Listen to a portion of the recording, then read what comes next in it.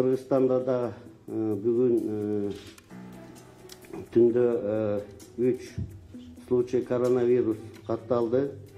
Бул коронавирус биздин Сауд Аравиясынан жана Кичи Хажыга барып келген кыргызстандык граждандын ишинен катталды. 16 күндө ошол көзөмөлдөө учурунда Жалал-Абад областындагы Сузак районунда Беловешенск айылында ошо умрадан келген аялдын температурасы болуп, анан ошону алып калганда аларды больницага алып келип